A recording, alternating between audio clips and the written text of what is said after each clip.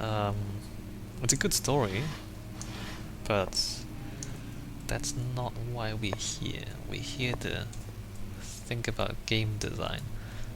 So this game really does spend a lot of time just building up suspense. Like you're looking through this old building and nothing really happens for a long time. Are we in the wrong place?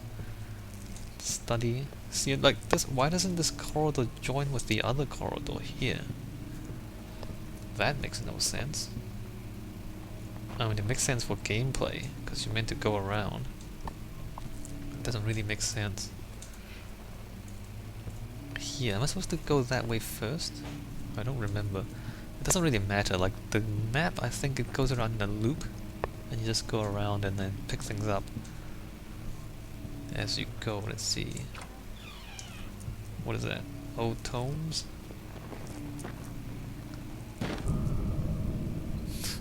Okay. And the piano is playing, that's pretty cool. Someone's playing the piano on the other side. Pick it up, pick it up, pick it up. Thank you. Oh, it's a chest. And more things to pick up. Alright, let's walk out before we go too crazy.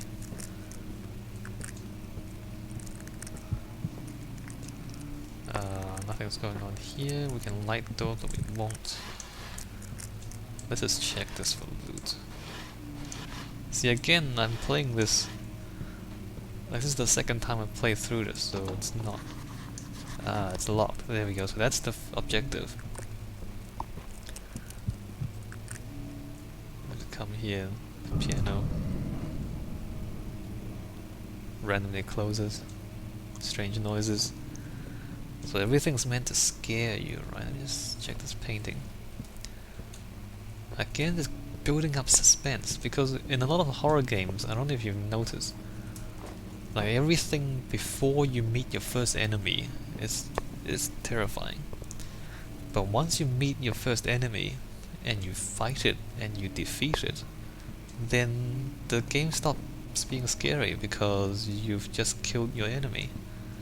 Or you know that the enemy can be killed, and so it stops being terrifying. Is that woman... is that a skull? Is that really what it is? Are these skulls? These people's faces? And my head pounding and hands are shaking. So I haven't been caring about those sanities, so maybe that's why I'm going slightly crazy. I think the paintings change, like as you lose sanity, which is pretty funny. I think pretty awesome too.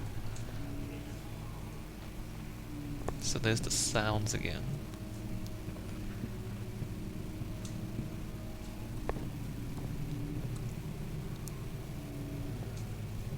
What's going on here? It's like blood. Crazy. I don't know where these boulders came from. Obviously not there because it's closed off. Anyway.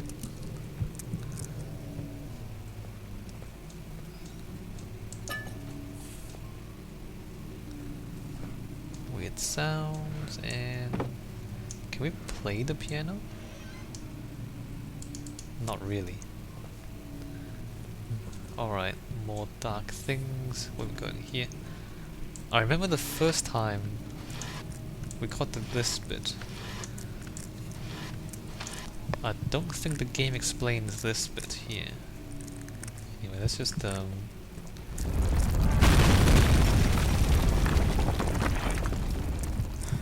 so earthquake, stuff falling down.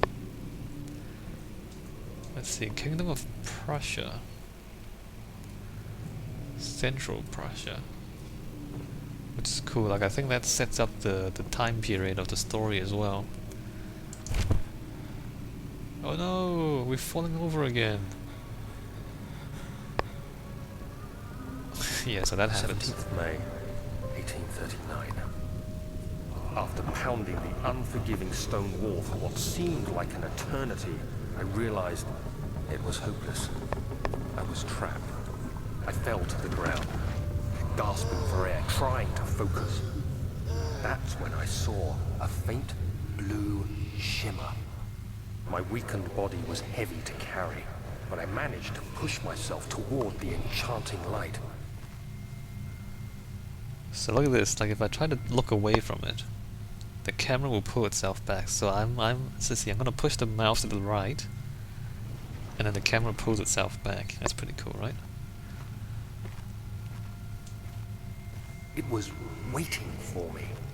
Enclosed in dark nothingness, I felt myself drawn to the mystic light. So you can't actually turn around or look away. Anyway, let's just do this. I reached out, closing it in my hands.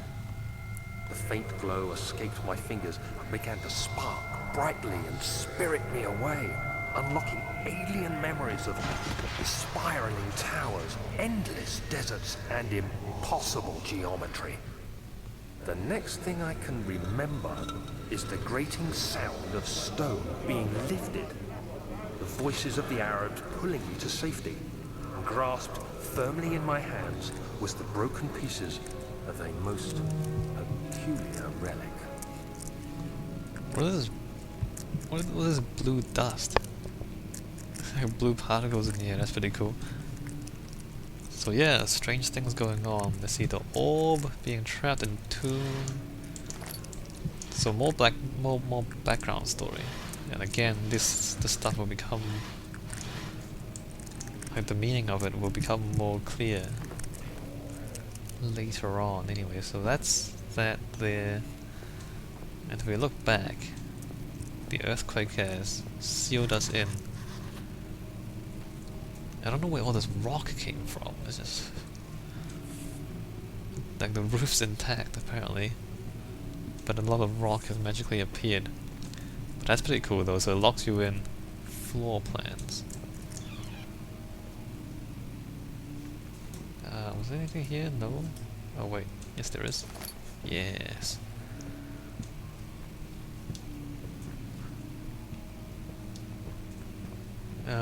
Chest.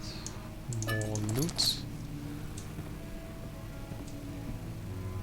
Someone's playing the piano again. Again, the flashback. Much of the castle is old and hasn't been tended to for centuries. When the shadow arrives, it won't take long until things start falling apart. We're just buying time anyway. Let's do what we can. There isn't much to be done about the walls. We should reinforce weak structures. The ground will tremble and there's a risk everything will cave in on us, especially downstairs. Here, and there. Let's get the servants working on it. So there you go. They're telling you about the weak structure, the things falling apart, and the shadow, the relationship between the shadow and the earthquakes, and all that. So that's again more interesting information. This part here really isn't obvious. So there's a hole in the wall. Fragile, but not breakable by hand. So this is the puzzle. I think this is the first real puzzle. What you're meant to do is throw something at it. I think you can throw anything at it and it'll work. So this is a scroll of paper. No, I see. You can't throw paper at it. That's funny. For some reason I thought you could. Let's see, let's try a book. You can get a book, throw a book at it. Nope. Nope, you can't throw a book at it. What is that? The head of a... oh, that's the head of a suit of armor. What other ridiculous things can we try to throw at it? Okay, let's just... you can get rocks. And as I said, you can get the armor. So that somehow demolishes the wall. So obviously that's not physics. But it's interesting that you can't use the book or the paper. That makes sense at least.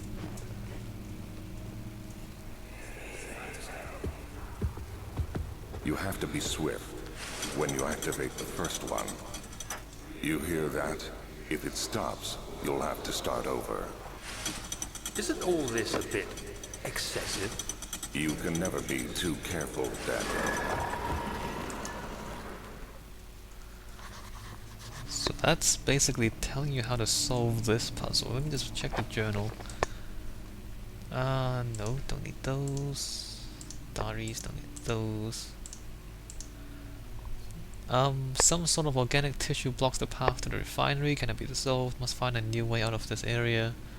There's some sort of secret door mechanism in the local history room.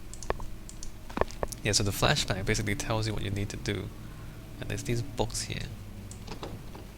That's locked. Let me check. There's like one, and they're like brightly colored too. To see how it's different. If you think that if you have a secret switch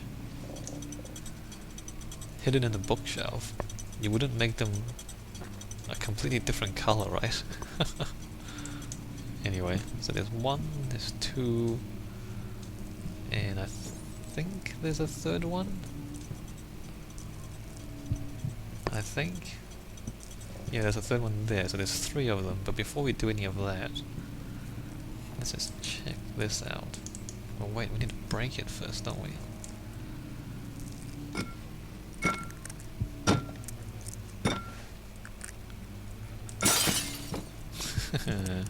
Breaking the glass. That's not useful, but that is. Okay, local folklore.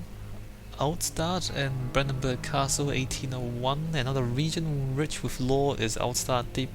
Outstart? I don't know how. It's probably pronounced differently. Deep within the East Prussian woods, for centuries there have been stories surrounding the hamlet and its neighbor, Castle Brandenburg. The quiet forest-clad mountains dressed with scattered lakes is as picturesque as can be, albeit the area is haunted by the dark.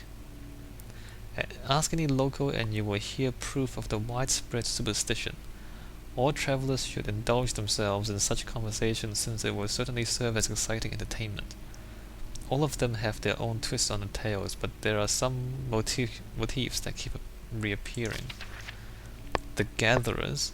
This story reaches all the way back to the time of the 30 Years' War. It is said that soldiers who abandoned their duty got lost in the cold dark woods and were forever damned to roam the grounds. Their bodies wrought by their tainted souls have left them disfigured and empty of essence. Many have cited them over the years and described them as horrid revenants. They move silently through the woods, shying away from any beholder. They are called gatherers as they seem to follow some ambition to steal living creatures. Haha. It is their prey which can be heard struggling inside damp burlap sacks dragged behind them, which reveal their presence. What dark scheme do they follow? A visit undone? Heinrich Cornelius Agrippa, the well-known erudite, visited Altstadt at the start of the 16th century. He resided in the local inn for a fortnight as he looked for remnants of kingdoms past. During his stay, all the prominent members of society paid notice, and he is mentioned in many records of the time. One day he went to investigate a burrow in the northwestern glades only to never be seen again. Heinrich is known to have passed away in Grenoble some 10 years later. He dismissed the notion of ever visiting Altstadt, which makes you wonder what really happened. Wait, so he was here, everybody knew he was here, and then he died somewhere else 10 years later. What? Who was this mysterious man who visited the sleepy hamlet in the woods, and what happened to him? The immortal Baron? The Baron of Brandenburg lives a reclusive life with his family at his castle nearby, Altstadt, and like most of those of noble birth, rumors are inherited alongside with the title. Researching the history reveals little before the castle was consumed by fire in the late 16th century. It was rebuilt by Alexander, a nobleman from the Rhinelands, claiming the role as protector of the Prussian state. Alexander helped the region to flourish and remain popular throughout his presumed lifetime. The family has always been secretive when it comes to lineage and heritage, therefore the birth and death of Alexander and his offspring has never been fully recorded. This has fed the idea that the Baron is in fact the one and the same who came from the west over 300 years ago. lived through the time of occupation, and joined the coveted Order of the Black Eagle along with the great leaders of this country. So some strange things going on there. In fact, all of it is true according to the story.